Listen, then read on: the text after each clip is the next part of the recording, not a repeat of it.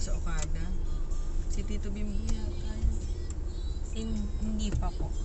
Sina Tito Bimbo ba? Hindi, inisip ko nasama namin sa Okada. Pero Baka nag-Okada sila. sinama niyo po ako pa dun sa loob ng mall ng Okada. Nakapasya na ba tayo? Opo. Okay. Hindi ko na maalala. Sabi ko kung sa Soler kasi yan, pwede ka rin umikot-ikot dyan. Dito sa City of Dreams. City of... Kasi parang may mga mini mall din sila dyan eh. Pero yung Okada yung pinaka public friendly. Kasi malaki. Ang laki ng ng Okada eh. Etong Soler tsaka City of Dreams ang liit. Sa Resorts World din. pwede din po pala. Yung mga hotel na yan, may sarili silang mall. So yung, tsaka malaki din yung parking nila. Kaya pwede kang, Pwede kayong mamasyal. Magpalamig, gano'n. Hindi, may mga kainan din. May Jollibee nga eh. Ay, sa may? loob. Oo. Saan po Medyo- yung may Jollibee? Sa resorts. Ay, what? Oo, sa loob nung, nga siya, parang regular mall. Tapos nandun din yung, di ba yan dyan sa Resorts World, yung may theater.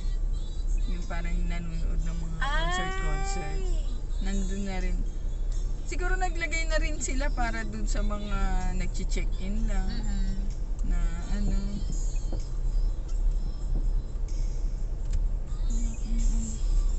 Ang dami nila doon.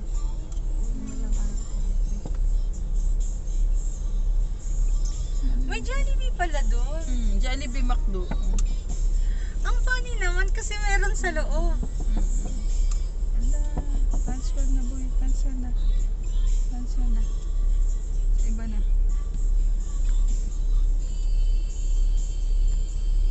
Ba itong mga bata na to? Wala sa kalsada eh.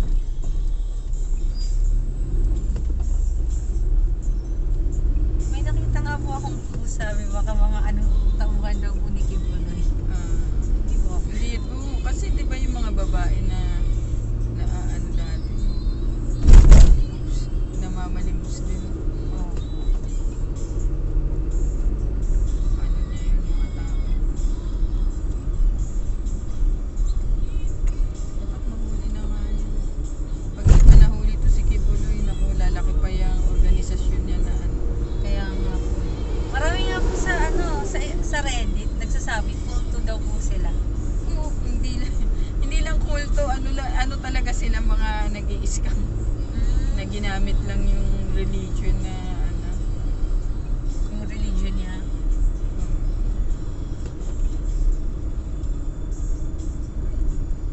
Kahit nga po yung INC daw ito. Sabi ko, bakit naman? Ay, wait lang. Etong bus kasi na to nag-stop. Ay, naka-go siya pero nag-stop siya. Hindi pala magbababa. Ay, Oh, tapos nag-go siya. Nag-go siya habang red. Iba rin yung batas na itong mga bus na ito. May sariling batas. hindi sila sumusunod sa mga lines. Kasi baka wala ating nagbabantay. Kaya, Yan yung mahirap dito eh.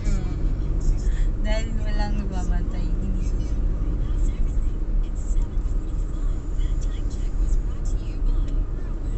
kaya sila yung madalas nahuhuli.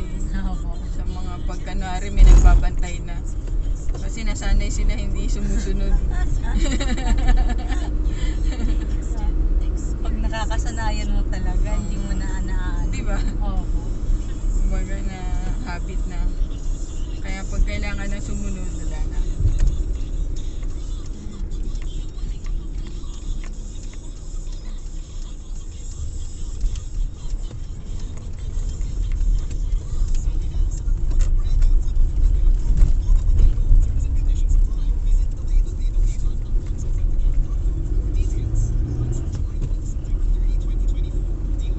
Papunta sa bus lang po, di ba? Mga bus.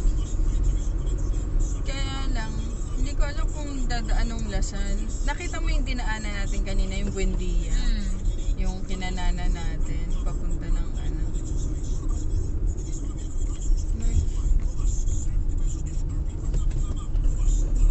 Guardia na to. Ano ako yung ano. Doon kasi yung terminal ng mga buses. Yung ang dami-daming bus doon. Sa may PTEX banda po? Or Hindi, yung Buendia, yung sa yung LRT pa din. Ay, Yung kaninang dinaanan natin. hindi ko po alam masang hindi. Hindi ba yung Lasal, tapos Apo. dumiretso tayo bago Apo. tayo kumanan. Doon sa may Leon Ginto. Ay, hindi. Sa Hindi. may Yung Buendia mismo. Hilpuyat. Oh, Hilpuyat. Yun. Hindi ko alam kung meron kang bus doon. Feeling ko ang meron po ata doon. Baka meron po ata. Oo, Pakavite, para hindi ka na mag-PITX. Kasi ang alam ko po sabi sa PITX daw. Nandun kasi lahat. Lahat, may pabagyo pa nga doon eh. Lahat ng bus nandun. Kahit saan gusto pumunta.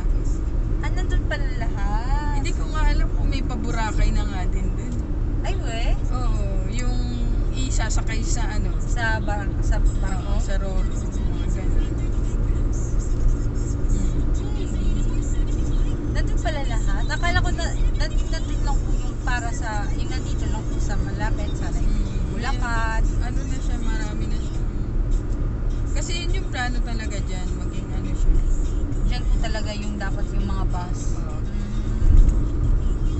Pero yung mga bus sa Cubao hindi na siguro maaalis.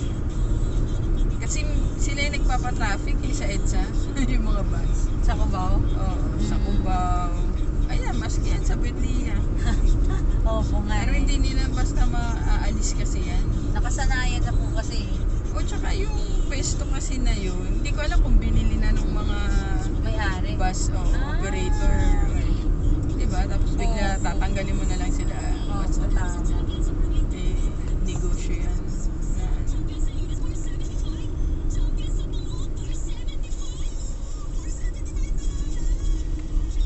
kaya marami pa rin nag-take ng bus.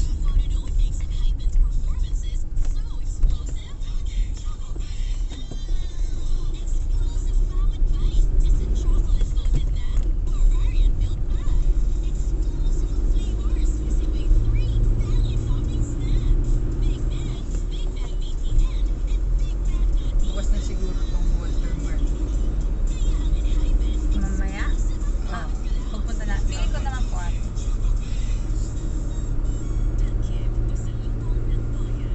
Wala nga din po ako uniform.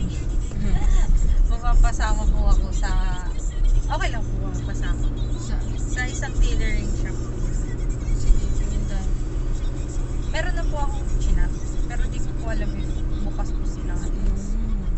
Nagpa-book po ako. Palaging nasa Saturday. Hindi ko alam bakit. Tingnan natin. Kasi pinapapunta po ako ni mama sa may recto underpass. Sabi niya doon, maraming mananahi doon. Naku, Punta ka dinala ka doon. pa sa recto. Nakakatakot dun. Kung may pinaka nakakatakot na lugar sa buong Maynila, yung recto yun. Ay, uwi po. Divisoria. Hindi, mas pinaka worse ang recto. Doon nga ako na dukutan eh. Ay, uwi po. Tsaka ang daming ano doon, yung parang normal na lang yung inaanohan ka ng kwintas. Parang hinihila yung mga ano, maski hikaw, alam na nila paano nila tatanggalin. Tatanggalin? Oo, yung mga gantong ano. Alam na nila. Tapos sabay pa. Sabay pa yan, hindi lang yung isa. So, mga expert na Oh, nandun talaga. yung mga ano. Ay, really? Recto pinakamalalang ano. Lugar dito sa Manila. Kaya bilib din ako sa mga nag-aaral dun sa area na yun. Yung FEU. Kaya ang kamo sa UAU-Belt, di ba? Yung UBED. So, yun po yung recommend sa akin kasi parang... Kasi nandun yung mura Opo, kaya nga po eh. Sabi ko, na maganda. wala pa po akong uniform. Tapos nagagalit si mama sa akin kasi may pumunta po dyan na mannahi ng school. Pero may class po kasi ako ng 1. Eh magko-close na po sila nung 11. Eh may class pa po ako ng 1. So sabi ko, paano yan? pwede po bang kayo makisingit? Hindi po pwede. Eh, ang haba po ng pila nun. Ayun o. So, sinabihan naman po ako ng kaibigan ko, sasamahan niya po ako sa Taytay. Hindi niya ako Taytay, ang sinamahan. layo. Kasi nandun daw po yung murang bilihin ng tela. Ah. Sana Divisoria. Divisoria okay na din kahit di ka na magtaytay. Yun din sabi ni Pero Mama. check. Wala bang na-recommend sa'yo na? Kasi pwede rin naman online. Kasi may mga seller sa Taytay na may online din naman sila. Online shop. Tingin tayo sa ano? Sa Shopee. Ang mahalaga lang naman dyan sa online yung binabasa mo yung reviews eh. Ng mga pang school uniform na tela.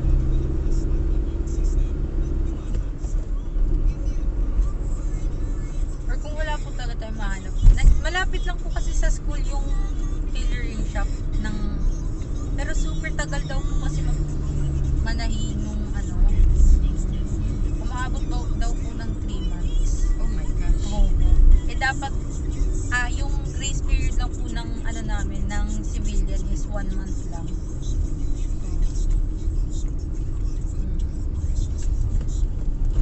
Pero di po ako sure kasi yung iba, doon po talaga nagpatahi lahat eh.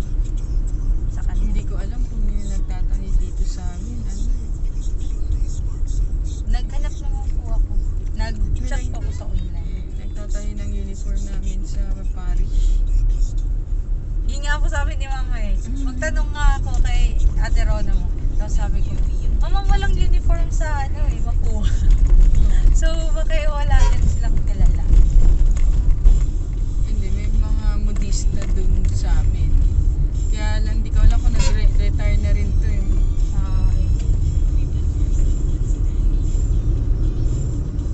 siya yung nagtatahi ng mga uniform namin sa church. Yung ano, pag-service. Tapos na tapos. Ang ginagawa Pag ko na. mo. Ang laki-laki niya. Tapos nag-uniform. O sige, pasok, pasok. Ay. Magbababa ka naman pala. Tapos nagmamadali ka. Mag-aabot din tayo dun sa dulo. Kasama yung mga bus na.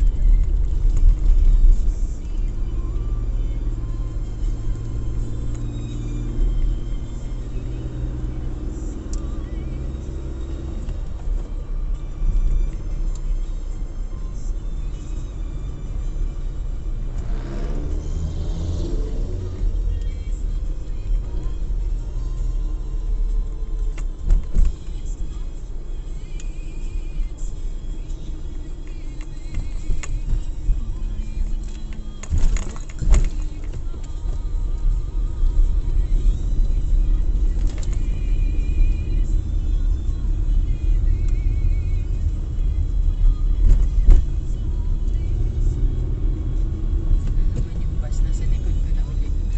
Ang bilis niya lang. Nagmamadali masyado si Kuya.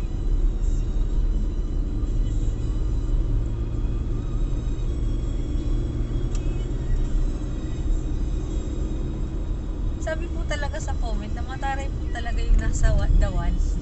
Saan? Yung sa Dawan po. Yung nakausap natin dun sa, yung sa isang comment po. Ah, okay. Ay, yung ano. Opo, may nagsabi mo talaga. Ba't ganun kataray yung Kaya nga. ano sa Dawan? Ganun talaga yan. Normal niya yun. Oo, dati pa yan, ganyan talaga yan siya. Pero actually, pagka matagal na kayo nag-uusap, Oo. kumakalma na siya. Oo. Pero yung unang ano niya talaga, Approach niya talaga. oo, yung first approach, yung parang ayaw magpa-rent ng ano, ng condo. Pero pagkakausap mo na, ano na siya. Bumabait na nga. Oo. Bumabait na po siya sa'yo. Diba? Oo, nung Umiiba matagal. na yung ano niya. Oo. Ba't ganito to? May trust issue sa lahat ng tao. Kaya nga. Baka kasi super daming nagtatanong na sa kanya, gano'n. Parang may mabilis Matagal siyang matagal siyang yung kanyang mag-warm up sa Oo. Nakakatawa. May nahanap nga po ako dun eh. 7.5. Dun sa ano na Opo. yun. Pero, available pa po siya November. Sabi ni Mama, saan ka titira nung mga, ng August, September, October? Hindi, Sayang. tsaka nakaano ka, 1 year ba yung ano mo? 6 months. 6 months. Pero hindi na po ako lilipat. Dami kong dala nga eh. Mahirapan ako paglipat.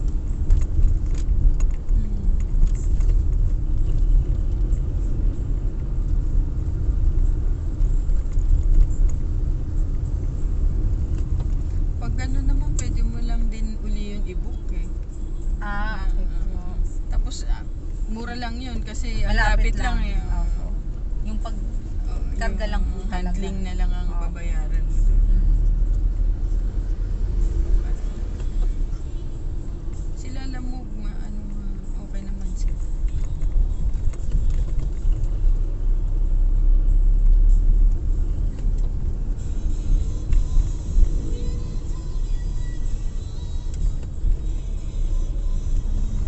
Nire-repair nila. Lagi Kahit- na lang may wasak na kalsada. Kasi winawasak po nila eh. Kahit okay pa po yung kalsada. Yun din yung problema dun sa Leyte. Talaga? Opo, kahit Ano na okay pa din? po yung kalsada, sinisira nila. Tapos ginagawa ulit. Kakainis sila. Opo. Kaya mas nagta-traffic tuloy. Yun ang masakit. Sa Tacloban, Tacloban traffic na rin. Opo. Like super dami na po kasing sasakyan eh.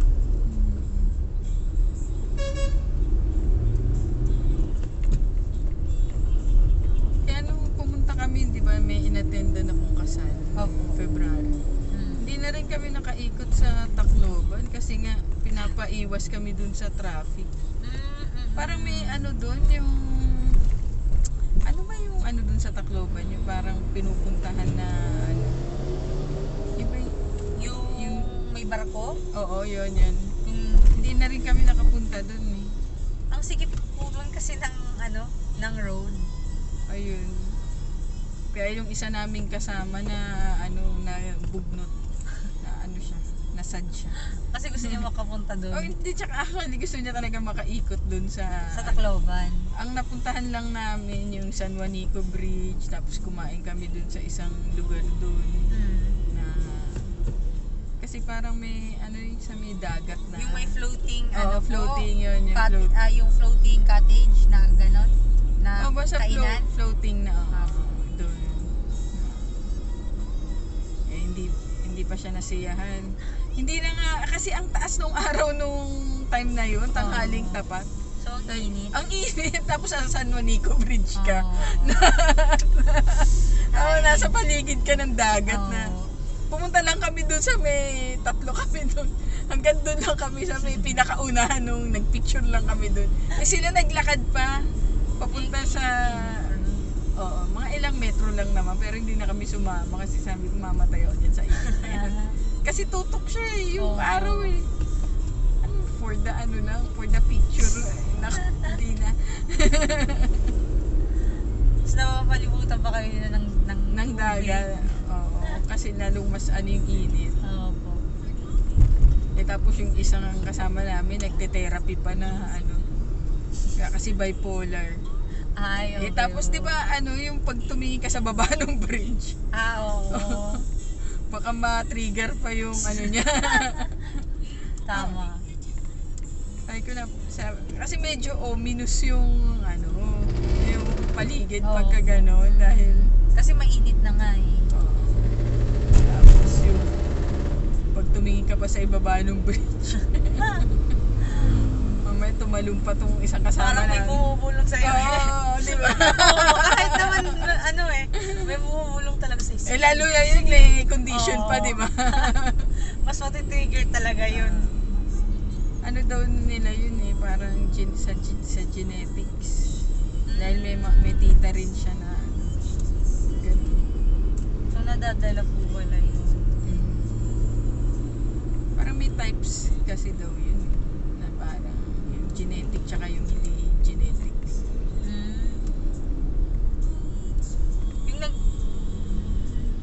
Ano ba po yung pinuntahan nyo aside from San Juan? Sa MacArthur po, pumunta MacArthur pala. Mm. Pero Ang wala. init din. Nagmadali lang kami na ano. Maganda po doon pag mga ano na, mga 5 kasi hindi na po maaraw. Tapos marami nagpipiknik. Ganun. Parang Manila Park na lang din. Kasi yung flight namin pa uwi, anong oras nga ba? Alas 5, alas 6, parang Ay. ganun. Kaya talagang tanghali yung magiging ano namin. Opo. Eh yun po naman po yung mainit na ano, oras. Oras. So. Eh, ang ganda nung panahon nung ano na yun. Hindi, kumbaga walang ulap. Mm-hmm. Ah, so ano talaga? Pa-March na eh. Kasi mag-28 na ba yun? 29? February. Last week na ng ano, ng February. Papasok na talaga yung summer. Opo. Kaya iba na rin yung init. Pero grabe na po talaga yung init ngayong panahon. Mm.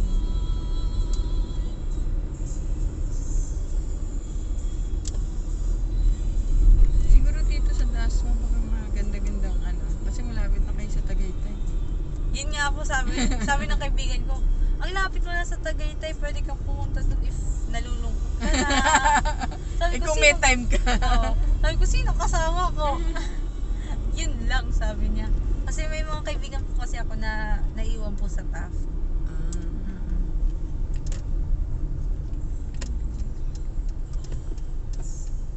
Tignan natin kung ano. Pag may free time ka sa birthday mo. Ay. Or during. Feeling ko wala ako ata. Kasi yan po yung ano eh, parang ano namang week yan. Yun na po yung ata yung mga exam na. Kapag may free ano ka na lang. Sabihin ko kay Quiz mag ano tayo, magtagaytay tayo. Para makaano ka ng hintay. So kailan na yung ano nyo?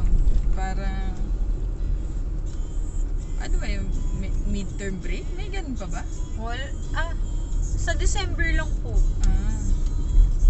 Eh magti-take po kasi ako dapat ng NMAT eh. So, hindi po ako, yung plan po ni mama, hindi po ako uuwi. Okay. Alakas. I mean, uuwi po ako mga 24, gano'n. Naku. Ang dugo niyan sa airport. Kasabay mo lahat ng umuwi. Pati mga ano. Ay, wait. Pati mga OFW na ano. Sa 24, Eh di ba dyan yung yung uwian pag ganong mga panahon. mga hahabol ng Pasko. Ay, naku. Yun nga, sabi ko, wag na lang. If umuwi na lang ako, sabi ni mama, hindi ka makakapag-aral pag nasa ano ka. Hindi, tsaka maganda naman umuwi ka talaga.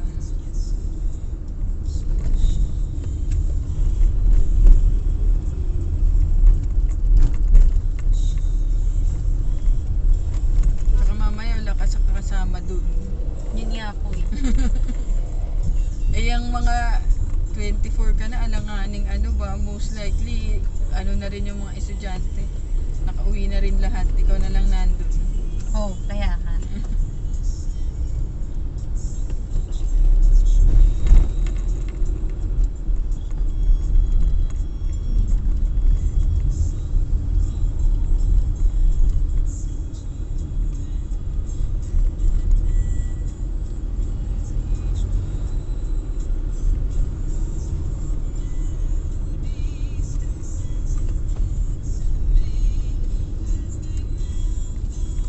Ang Cavite po ba, mas nakakatakot compared sa Manila? Or ang Manila ang mas nakakatakot compared sa Cavite? Actually, sa Manila naman, may mga lugar lang na ano, Nakakatakot. Ay, thanks. Anong ginagawa nito? Itong bus na to. Actually nga, mas nakakatakot sa ano, yung Lasal, Manila kaysa dito eh. Dahil ano ka na, nasa Pasay, yung mga ano ng Pasay, Opo. lahat ng mga ano, snatcher nandyan nakatira eh, sa Pasay. Mm-mm. Pero siguro nga ano kayo, secure din ang area nyo dahil alam ng mga ano, ng Kasi lahat may administration nyo na. mga condo eh. So yung mga guard nasa labas lahat. Oo. So di ako natatakot pag naglalakad. Oo, tsaka mataas ang ano security level dahil nga alam din nila, din ng Lasal yan. Na Na ganun po talaga sa area na yan. oo, kasi Pasay, nandyan lahat ng mga ano. Yung kaibigan ko nga po, parang natakot na po siyang mag-jeep sa Pedroville. Sabi ko, bakit ba? Sabi niya, grabe talaga. Parang yung balahibo niya po talaga, parang lahat po talaga tumaas daw. Tapos, parang di na po siya nakakahinga nung... Sabi ko, bakit? May ano ba? Sabi niya, basta. Eh kasi nga may mga, tsaka ang mga magnanakaw sa jeep, mga nakabihis ng maayos na yan. Kasi yung friend ko din na nadukutan ng cellphone ba yung nadukot sa kanya or ano. Pero mabuti na lang, pulis yung kuya niya. Opo.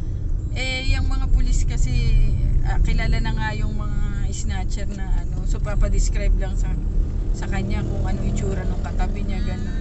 Yun nga daw, na maayos na ano, tapos may bag na parang pang-office. O yun na, di nasuli yung ano niya. Abuti naman Cellphone. po. Opo. Kasi di-describe lang yun. Tapos, eto, ganito. Eh, kung maagap mong na ano, Na-report. na-report, hindi pa yan nabenta, hindi pa na ano yung... Mahuhuli pa.